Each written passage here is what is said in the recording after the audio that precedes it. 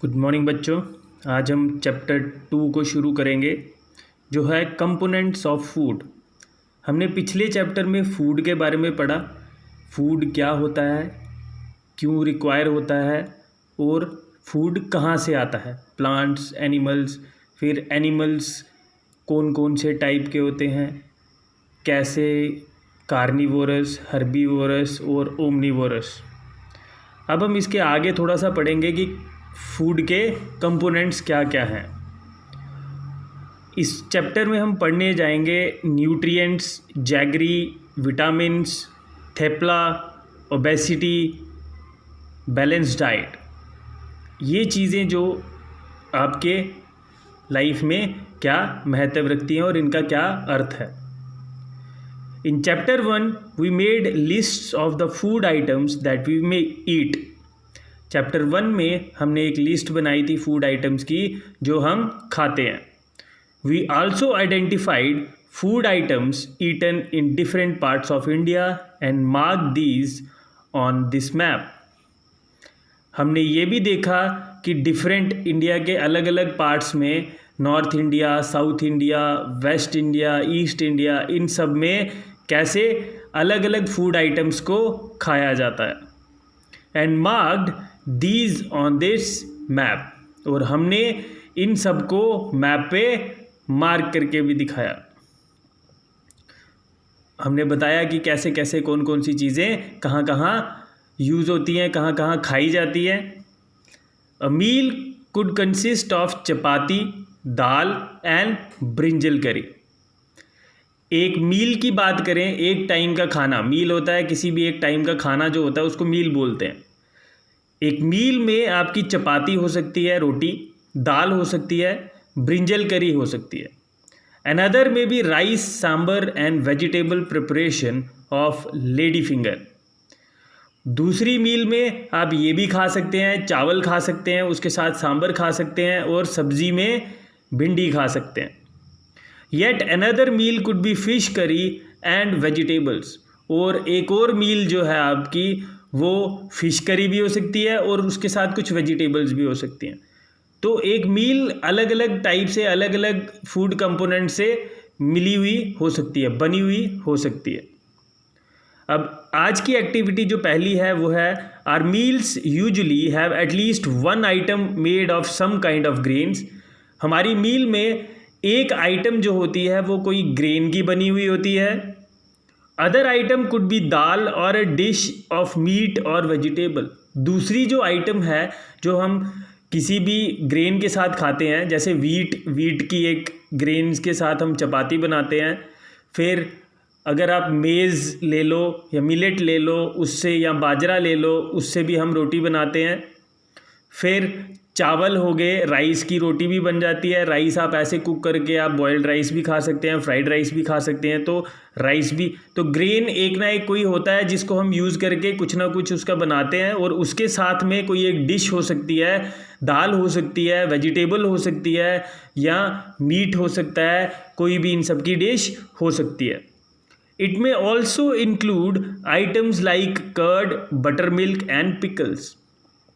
इसके साथ आप दही भी ले सकते हैं, लस्सी भी ले सकते हैं, लस्सी को बटर मिल्क कहते हैं, एंड पिकल्स, अचार भी यूज़ कर सकते हैं।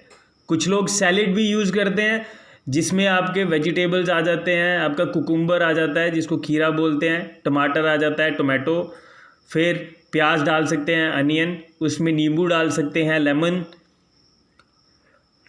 Some examples of meal from different regions are given in table 2.1। एक टेबल दिया हुआ है नीचे, ये देखिए 2.1। इसमें आपको कुछ एग्जाम्पल दी गई हैं मील्स में क्या क्या हो सकता है। डिफरेंट रीजन्स की मील बताई हैं, जैसे जम्मू में बताया है मील में वीट की रोटी हो सकती है, राजमा एंड मूंग हो सकता है दाल के आइटम में, फिर वेजिटेबल्स में मूली हो सकती है, और अदर्स में आपका कर्ड भी आ सकता है, कुछ भी आ सकता है। अब कश्मीर में राइस आपकी आइटम हो जाती है, मील में राइस ज़्यादा यूज़ होता है। राजमा हो सकते हैं, चिकन हो सकता है, नोल खोल हो सकता है वेजिटेबल में, फिर पोटैटो हो सकता है, फिर उसके बाद टोमेटो हो सकता है, नंदड़ू हो सकते हैं जिसको आप लोटस स्टेम बोलते हैं, उसके अलावा ऑयल का बहुत ज़्यादा यूज़ होता है वहाँ पे। इसके साथ लद्दाख में इन्होंने अभी कुछ दिया नहीं है, सेम आ सकता है, इनमें से कोई भी चीज़ को वो यही चीज़ों को वो भी यूज़ करते हैं। पंजाब में मक्की की रोटी जो बहुत ज़्यादा फेमस होती है, राजमा, किडनी बीन्स जो हैं वो यूज़ होते हैं, सरसों का साग यूज़ होता है वेजिटेबल्स में, और कर्ड और घी, दही और घी जो है वो बहुत ज़्यादा यूज़ होता है वहाँ पे। तो ये एक मील में उनको, आप जब भी उनके पास मील खाने जाएंगे, उनकी मील अगर कभी भी आप किसी रेस्टोरेंट में ऑर्डर करेंगे तो उनकी मील में ये सारी चीज़ें पक्का आपको मिल जाएंगी। कभी भी आप रेस्टोरेंट में जाएंगे आप देखेंगे एक वेजिटेबल्स का एक ऑप्शन होता है, मेन कोर्स के ऑप्शन में आपके मील के ऑप्शन पक्का होंगे। मील में आपका हर एक चीज़ इंक्लूडेड होती है, कुछ चावल होंगे, कुछ ग्रेन्स होंगी, रोटी होगी, उसमें रोटी और सब्ज़ी होगी, सब्ज़ी होंगी बीच में। मतलब एक मील को आप देखेंगे, किसी भी एक रेस्टोरेंट का मेन्यू देखेंगे तो उसमें आपको मील अलग से एक ऑप्शन दिखेगा जिसमें आपको अलग अलग चीज़ों को इकट्ठा करके एक पूरी मील बनाई होगी आपकी। समटाइम्स वी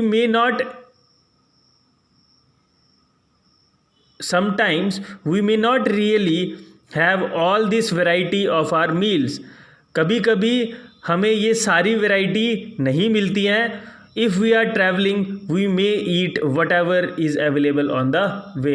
अब हम जब ट्रैवल करते हैं तो हमें ये सारी चीज़ें अवेलेबल नहीं भी हो सकती हैं, तो उस टाइम पे हमें जो भी रास्ते में चीज़ें मिलती हैं हम उन्हीं को खा लेते हैं, हम उसी को मील बना के खा लेते हैं। It may not be possible for some of us to eat such a variety of items most of the time.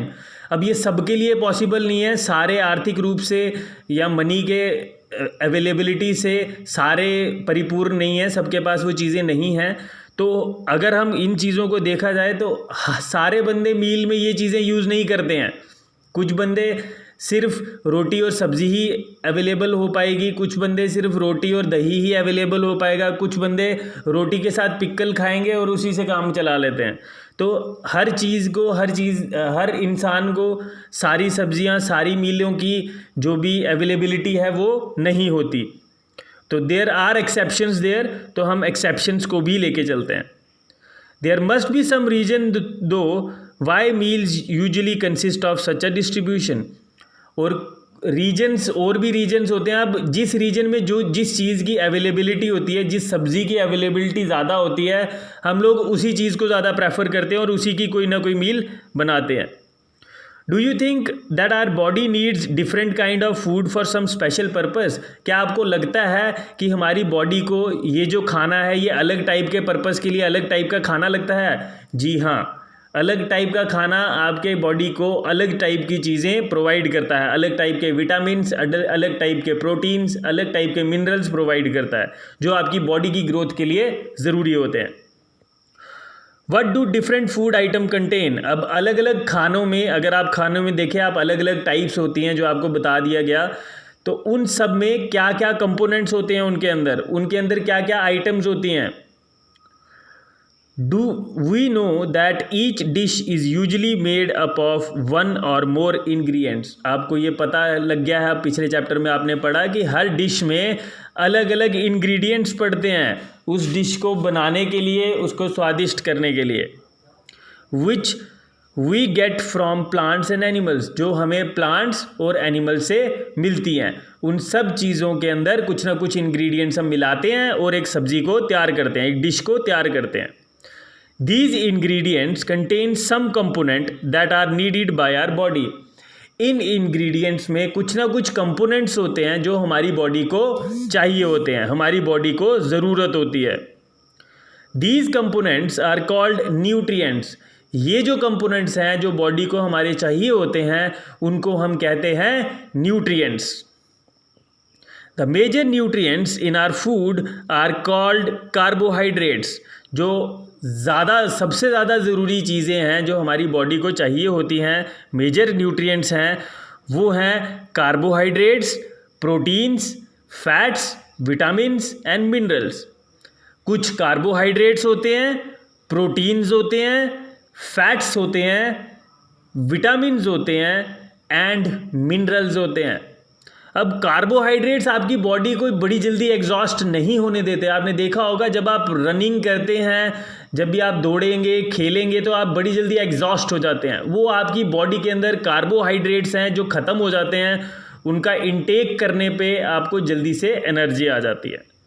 Proteins आपके मसल्स को बनाता है। अगर आप जल्दी से थक जाते हैं किसी चीज़ को उठाने के, तो वो उस चीज़ की जो ताकत है वो प्रोटीन्स आपको प्रोवाइड करते हैं आपकी बॉडी में।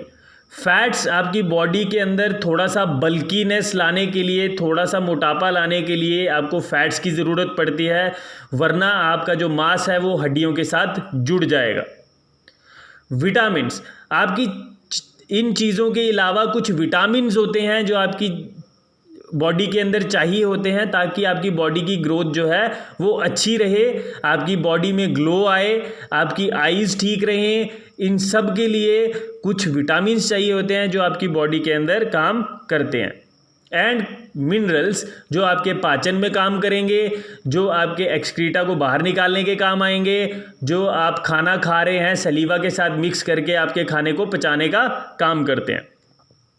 In addition, food contains dietary fibers and water which are also needed by our body.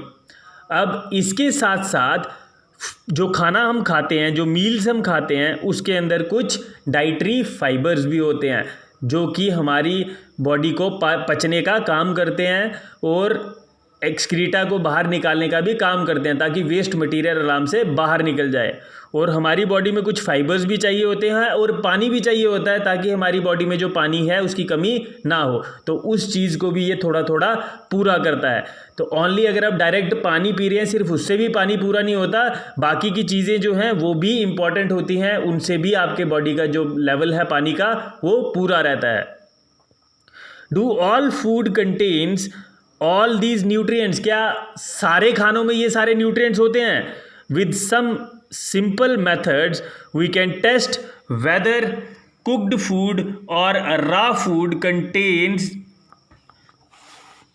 whether a cooked food or a raw ingredient contain one or more nutrients। अब हम test कर सकते हैं इन चीज़ों के लिए कि जो हमने खाना बनाया है या फिर हम कोई रॉ इंग्रेडिएंट लेते हैं तो उसके अंदर ये सारे न्यूट्रिएंट्स हैं या नहीं, उसके अंदर एक न्यूट्रिएंट है या ये सारे इंग्रेडिएंट हैं या दो न्यूट्रिएंट हैं, वो सब हम उसको टेस्ट कर सकते हैं। The tests for presence of carbohydrates, proteins and fats are simpler to do as compare to the test of other nutrients.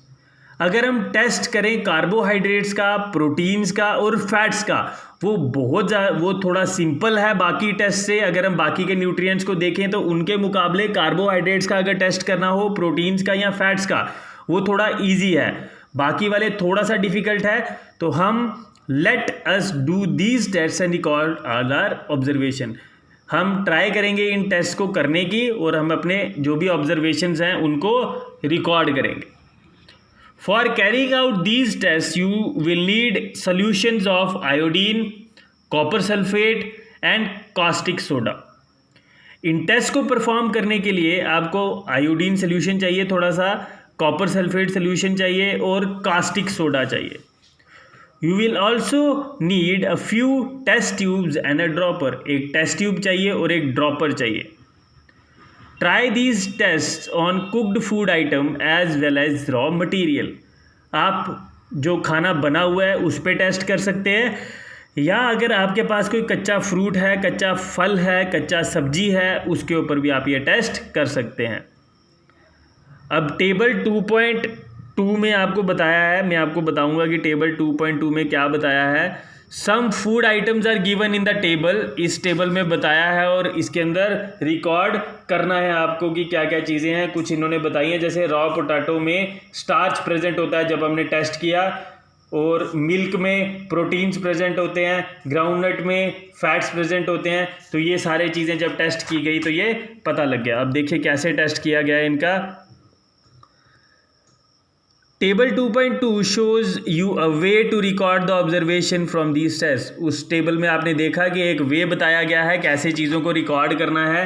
देखिए फूड आइटम्स का नाम है यहाँ पे, उसके बाद यहाँ पे देखिए कि स्टार्च प्रेजेंट है या नहीं, प्रोटीन प्रेजेंट है या नहीं, फैट्स प्रेजेंट है या नहीं। ये तीन चीज़ें हैं जो कि आप इजीली कर सकते हैं, इसलिए इन्हीं तीनों के टेस्ट आपको बताए गए हैं। अब वो कैसे हैं देखिए। सबसे पहले आप देखिए, some food items are given, इस टेबल में कुछ फूड आइटम्स दिए गए हैं। You can conduct these tests either with these और any other available food items. आप इन फूड आइटम्स के साथ भी टेस्ट कर सकते हैं, अगर कोई और फूड आइटम्स है आप उनका भी टेस्ट कर सकते हैं। Do these test carefully and do not try to eat and taste any chemical. इन टेस्ट को थोड़ा ध्यान से आपको करना है और इन केमिकल्स को नहीं खाएं, इसका ध्यान रखना है कि क्योंकि ये खाने के लिए नहीं है, इनको टेस्ट नहीं करना है। If the required solutions are not available in readymade form, अगर ये सोल्यूशन जो आपको बोले गए हैं आयोडीन का, कास्टिक सोडा का, कॉपर सल्फेट का, अगर ये आपके पास सोल्यूशन जो है रेडीमेड फॉर्म में नहीं है, आपके टीचर जो है हम आपको प्रिपेयर करके दे सकते हैं, आपको बता सकते हैं कि कैसे करना है। अब देखते हैं कैसे उनको टेस्ट किया जाता है। Let us begin by testing different food items to see if they contain carbohydrate. सबसे पहले हम देखेंगे कि उनके अंदर कार्बोहाइड्रेट है या नहीं। There are many types of carbohydrates. अब कार्बोहाइड्रेट्स जो है वो बहुत टाइप का होता है। The main carbohydrates found in our food are in the form of starch and sugars. जो मेन कार्बोहाइड्रेट है जो हमारे खाने में होता है वो स्टार्च और शुगर की फॉर्म में होता है। We can easily test if a food item contains starch. हम ईजिली टेस्ट कर सकते हैं कि फूड आइटम में स्टार्च है या नहीं। आपको सिर्फ थोड़ी सी क्वांटिटी लेनी है उस फूड आइटम की या रॉ मटेरियल की, उसके ऊपर आयोडीन का सल्यूशन डालना है। अगर वो सल्यूशन डालने के बाद उस आइटम, जो भी आइटम आपने ली है या रॉ मटेरियल लिया है, अगर उसका कलर ब्लू ब्लैक कलर का हो जाता है तो उसके अंदर स्टार्च अवेलेबल है। ये सारे किसी भी आप फूड आइटम पे करेंगे, अगर उसमें स्टार्च है तो वो ब्लू ब्लैक कलर का हो जाएगा, वरना वो ब्लू ब्लैक कलर का नहीं होगा। ओके। इसके बाद dilute solution of iodine can be prepared by adding a few drops of tincture iodine to a test tube half filled with water. ये इन्होंने बताया है कि कैसे सोल्यूशन बना सकते हैं हम ये सारे के सारे, क्योंकि डाइल्यूट सोल्यूशन चाहिए होते हैं। क्योंकि अगर हम कंसनट्रेटेड लेंगे तो वो बहुत ज़्यादा कंसनट्रेट होते हैं, उसका आपको कोई नुकसान भी हो सकता है, इसलिए हम उसको डाइल्यूट कर देते हैं थोड़ा सा पानी ऐड करके, ताकि आपको उसका नुकसान ना हो। Test for protein. अब प्रोटीन्स का टेस्ट कैसे होता है? सेम जैसे हमने देखा कि कार्बोहाइड्रेट्स या स्टार्च का जो टेस्ट है वो हम करते हैं आयोडीन सोल्यूशन से, वैसे ही जब हम प्रोटीन की बात करें तो प्रोटीन का जो टेस्ट है, देखिए इन्होंने बताया है कि आपको फूड आइटम लेना है, उसके बाद या तो वो सॉलिड भी हो सकता है या उसका पेस्ट भी हो सकता है, उसको ग्राइंड करना है फूड आइटम को, उसको एक क्लीन टेस्ट ट्यूब में डाल के उसके अंदर थोड़ा सा पानी डालना है, उसको थोड़ा सा शेक करना है और ड्रॉपर से उसके अंदर कॉपर सल्फेट डालना है और 2 drops of copper sulphate and 10 drops of caustic soda. जब आप इसके अंदर डाल देंगे, अगर टेस्ट ट्यूब में जो आइटम है उसका कलर वॉयलेट हो गया, तो उस सॉल्यूशन का कलर अगर वॉयलेट हो गया तो उसके अंदर प्रोटीन्स प्रेजेंट हैं। ये किसी भी फूड आइटम के साथ आप कर सकते हैं, तो हर फूड आइटम के साथ ऐसे ही करना है। कुछ 10 ड्रॉप्स ऑफ वाटर डाला, 2 ड्रॉप्स कॉपर सल्फेट के डालने हैं, 10 ड्रॉप्स ऑफ कास्टिक सोडा डालना है और फिर उसको शेक करना है। जैसे उसको शेक करेंगे, अगर उसका कलर वॉयलेट हो गया तो उसके अंदर प्रोटीन्स प्रेजेंट हैं, अगर उसका कलर वॉयलेट नहीं हुआ तो उसके अंदर प्रोटीन्स नहीं है। अब ये बाकी आइटम्स के साथ भी आप कर सकते हैं। अब फैट्स का टेस्ट जो है आप देखिए कैसे करना है। किसी भी फूड आइटम को लेना है, उसकी थोड़ी सी क्वांटिटी लेनी है, छोटा सा पीस ले लेना है, उसको पीस ऑफ पेपर में रैप करना है, मतलब उसको लपेटना है एंड क्रश इट, उसको क्रश कर देना है। Take care the paper does not tear. वो जो पेपर जिसमें आपने उसको क्रश करना है वो फटना नहीं चाहिए। Now straighten the paper and observe it carefully. अब पेपर को खोल लो और उसको ऑब्जर्व करो। डज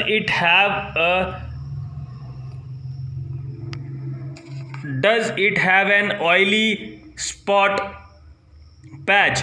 क्या उसको जब आपने पेपर में लपेटा तो उसके ऊपर कुछ ऑयली सा बना हुआ है? अगर उसके ऊपर कुछ ऑयली सी परत जम जाती है उस पेपर के ऊपर तो उसके अंदर फैट्स हैं।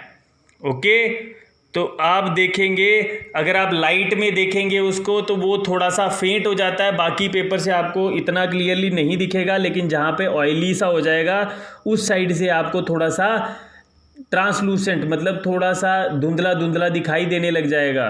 तो मतलब उसके अंदर थोड़ा सा ऑयली कंटेंट है। अगर ऑयली कंटेंट है उस फूड के अंदर तो वो फूड के अंदर फैट्स अवेलेबल हैं। An oily patch on paper shows that the food item contains fat। जो ऑयली पैच है पेपर के ऊपर उससे पता चलेगा कि आपका जो फूड आइटम है उसके अंदर फैट्स हैं या नहीं। The food item may sometime contains a little water. कभी कभी जो आप खाना अब जिसको आप लपेट रहे हैं उसके अंदर पानी भी हो सकता है, जिसके साथ कि वो आपको ऐसा दिख सकता है। Therefore after you have rubbed an item on paper let the paper dry for a while.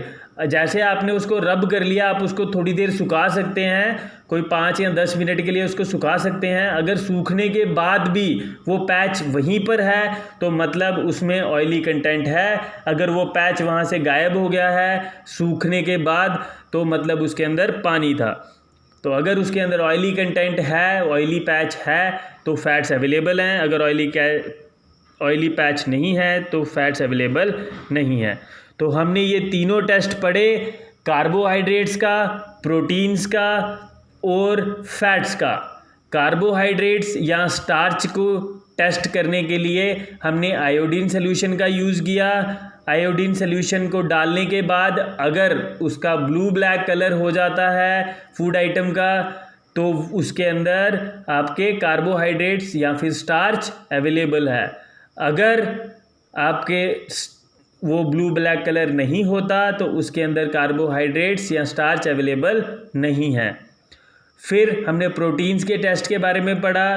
Proteins के टेस्ट के अंदर हमें थोड़ा सा पानी डालना पड़ता है, थोड़ा सा उसके अंदर कास्टिक सोडा डालना पड़ेगा और थोड़ा सा सल्यूशन आपको कॉपर सल्फेट का डालना पड़ेगा। Copper sulphate and caustic soda, इन दोनों को यूज़ करने के बाद उसको शेक करना है। जो भी फूड आइटम उसके अंदर डालेंगे थोड़ा सा पानी डालना है, कास्टिक सोडा का सल्यूशन डालना है और थोड़ा सा कॉपर सल्फेट डालना है। इसको हिलाना है। अगर जो भी फूड आइटम आपने डाला है उसका कलर वॉयलेट हो गया तो उसके अंदर प्रोटीन्स अवेलेबल हैं।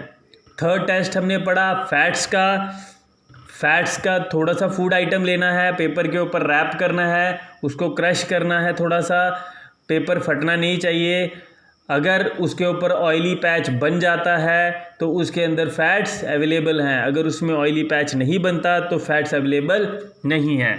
Now we tested food items for 3 nutrients. हमने 3 न्यूट्रिएंट्स के बारे में पढ़ा। 3 न्यूट्रिएंट्स के बारे में इसके अंदर जितने भी टेस्ट थे 3 न्यूट्रिएंट्स के टेस्ट पढ़े हमने, carbohydrates, proteins and fats. There are also other nutrients like vitamins and minerals that are present in different food items। अब इसके अलावा और भी जो न्यूट्रिएंट्स हैं जैसे विटामिन्स हैं, मिनरल्स हैं, जो कि अभी हमारे फूड आइटम्स के अंदर होती है। Why do we need all these nutrients. अब हमें इसके बारे में अगले चैप्टर, अगले टॉपिक, अगले पार्ट में पढ़ेंगे कि हमें न्यूट्रिएंट्स क्यों चाहिए होते हैं हमारी बॉडी के लिए। तो तब तक के लिए इतना ही रखेंगे। आपको करना है थोड़े से नोट्स बनाने हैं, नोट्स के अंदर इंक्लूड करेंगे न्यूट्रिएंट्स क्या होते हैं, ठीक है। उसके बाद आप देखेंगे कि कौन कौन से न्यूट्रिएंट्स हम यूज़ होते हैं एज मेजर फूड आइटम्स, जो हमारे जैसे न्यूट्रिएंट्स की डेफिनेशन लिख ली, फिर न्यूट्रिएंट्स का देख लिया टाइप्स क्या क्या हैं, कौन कौन से पार्ट्स हैं। उसके बाद को कैसे हम उनका टेस्ट कर सकते हैं कि हमारे फूड आइटम में वो अवेलेबल है या नहीं। फिर हमने देखना है कार्बोहाइड्रेट्स के लिए कौन सा टेस्ट यूज़ होता है, कैसे उसका टेस्ट किया जाता है, प्रोटीन्स का टेस्ट कैसे होता है, फिर उसके बाद फैट्स का टेस्ट कैसे होता है, इन सब को लर्न करना है अच्छे से। बाकी आपको कोई भी प्रॉब्लम आएगी आपने मेरे को फ़ोन करना है and I will help you out. Thank you बच्चों, इसका होमवर्क मेरे को कल सेंड कर देना।